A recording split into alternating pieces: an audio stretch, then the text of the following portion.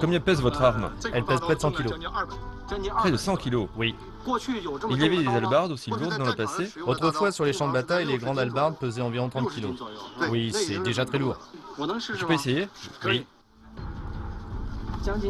Près de 100 kilos. Non? Dis-le, expliquez-nous. Vous avez vu, le maître vient de nous faire la démonstration de sa force interne en utilisant l'ensemble du corps. Il a même coordonné sa respiration. Maître, comment est-ce que vous êtes exercé? Je pratique l'arc et l'épée depuis 15-16 ans, ainsi que le Xing Yi Quan. Une démonstration de Xing Yi Quan, peut-être?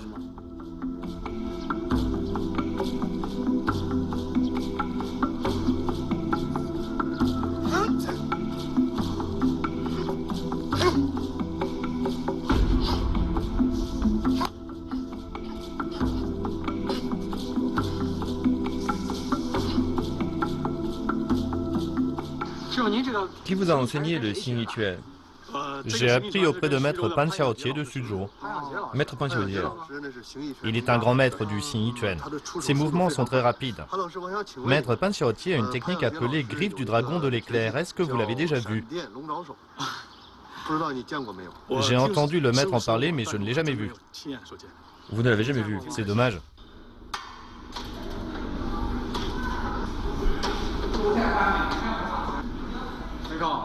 Michael, quelle force! Ça peut aller. Alors, que penses-tu de cette démonstration de double hallebarde? Pour moi, ça reste de la performance physique. Tu n'as pas fait attention. C'est différent. En haltérophilie occidentale, quand les athlètes soulèvent des poids, c'est courbe à cet endroit.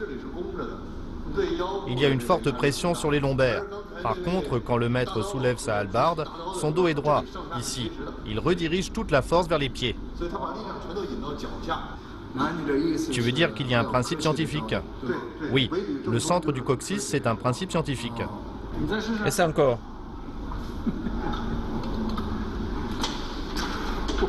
Waouh! C'est fort. Tu peux essayer. La hallebarde, tu n'arriverais pas à la soulever, non? Elle pèse plus de 100 kilos. C'est possible? Je peux lever plus de 100 kilos. Ça te va? Plus de 100 kilos, tu peux? On y va. Là, on a 100 kilos. Ça fait 100 kilos. Oui. Celui-ci fait 20. 1, 2, 3, 4, ça fait 80 kilos. Et la barre? Elle pèse combien? 20 kilos. Ça fait bien 100 kilos.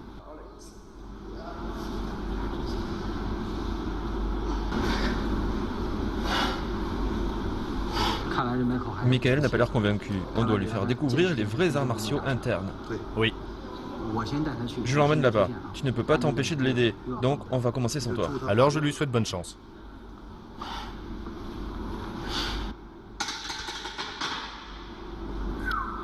Qu'en dites-vous? Pas mal du tout. Il est fort. Je vais t'emmener voir un véritable art martial interne chinois. Où? À Suzhou. Suzhou? D'accord.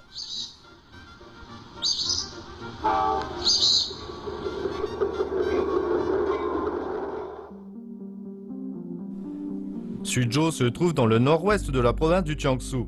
L'endroit est connu pour sa tradition des arts martiaux avec de nombreux héros qui ont laissé leurs traces dans l'histoire.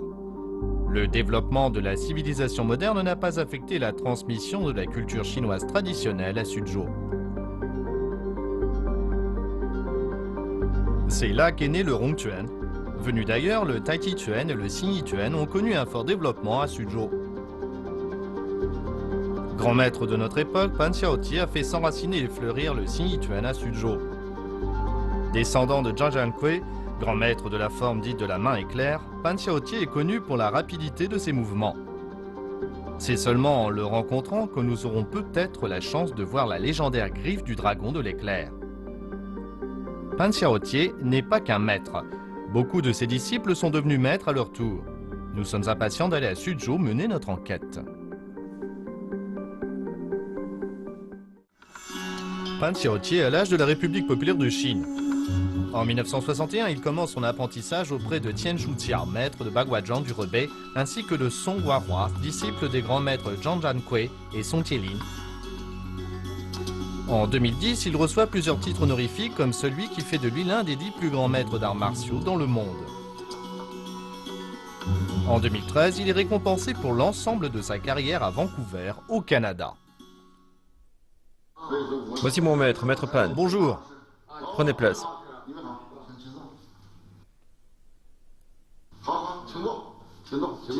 Prenez place.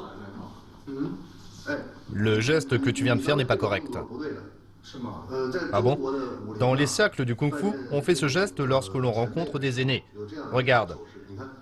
La paume gauche représente la chose civile et le poing droit la chose militaire. On unit les deux, puis on s'incline. Oh, pardon. C'est pas grave, assis-toi.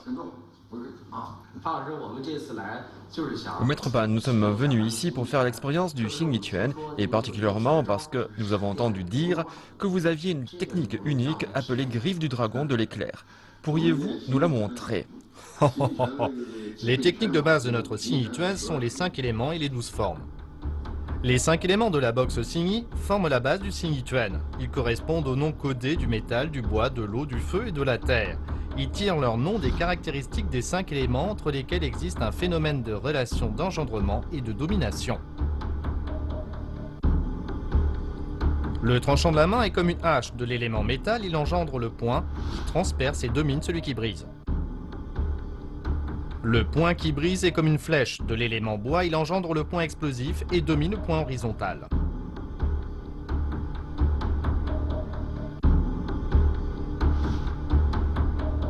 Le poing transperçant est comme l'électricité. De l'élément eau, il engendre le poing qui brise et domine le poing explosif.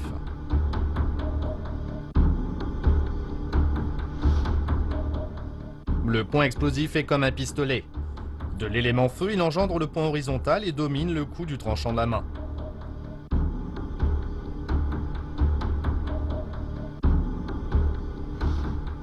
Le poing horizontal est comme une balle. De l'élément terre, il engendre le coup du tranchant de la main et domine le poing transperçant. Bonjour, maître. Je suis venu ici pour faire l'expérience de la griffe du dragon. Tu n'as pas assez d'expérience. Il manque d'expérience, mais pas Zhao Tilong. Pouvez-vous le faire avec lui pour ouvrir nos horizons?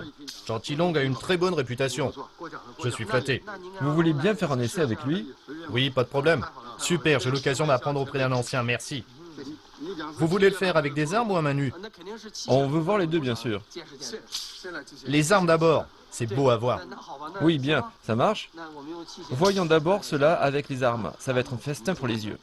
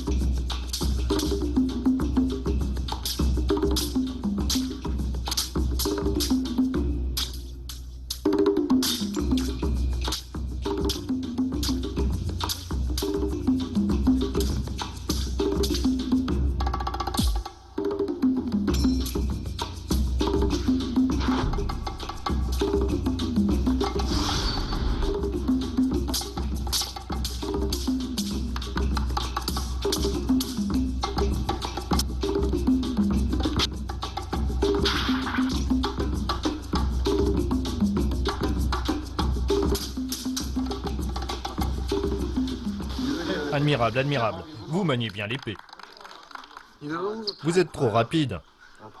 Maître Pan va encore plus vite. Oui, on ne voit pas clairement vos mouvements. Maître Pan, vous maniez le sabre très rapidement. Mais il ne s'agit sûrement pas de la griffe du dragon de l'éclair, n'est-ce pas? Tu ne comprends pas. En fait, la lame est le prolongement de la main. Une lame rapide est le signe d'une main preste. C'est un indicateur. Oui, l'arme est le prolongement de la main. On voudrait voir votre technique à main nue. D'accord. Montrez-nous ça, merci.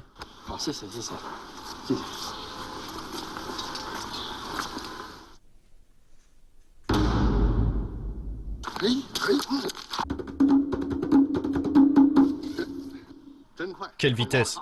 Comment vous... Ceci. C'est pas ton Jade?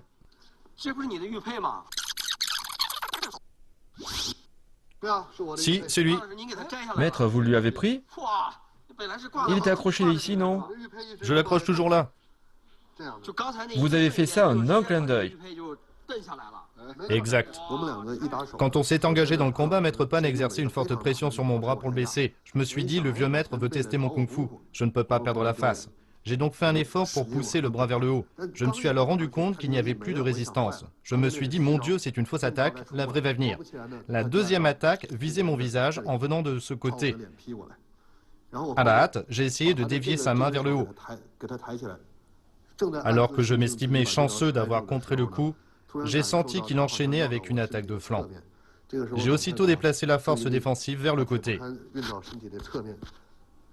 Je me suis dit, peu importe la force du coup, je ferai tout pour le bloquer.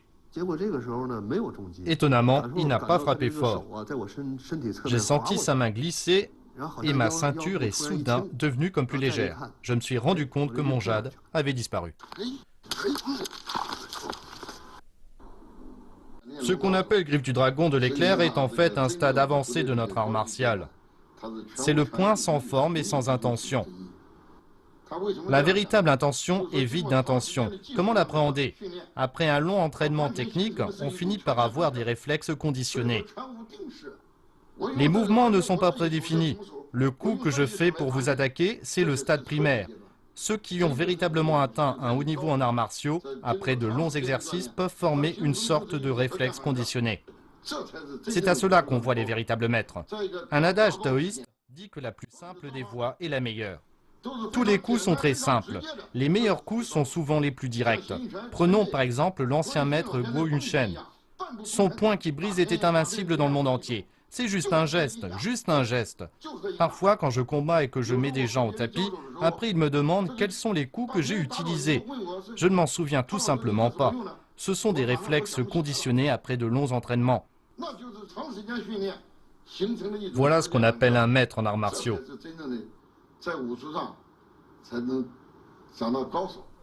La griffe du dragon de l'éclair, c'est juste une façon de parler.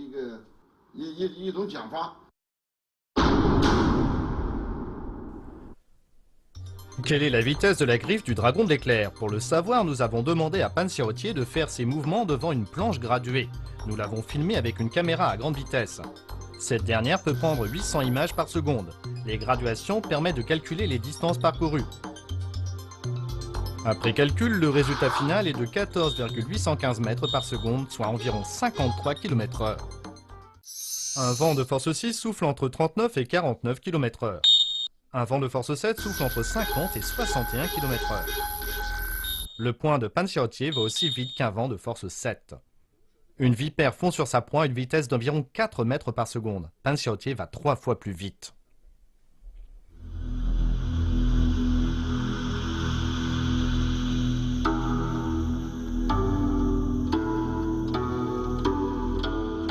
Pan Xiaotier se consacre à la transmission et au développement des arts martiaux. C'est lui qui a assuré le retour des 12 formes du signe Yi-Chuan. Il accepte ses élèves selon un principe. Ceux qui n'aiment pas sincèrement les arts martiaux n'arrivent pas à persévérer. Quand il accepte des élèves, il regarde d'abord leur conduite morale. Le signe Yi-Chuan est très efficace en combat réel, mais ces techniques peuvent entraîner la mort. Les pratiquants doivent donc être vertueux. Il en va de la responsabilité envers les élèves ainsi qu'envers cet art martial.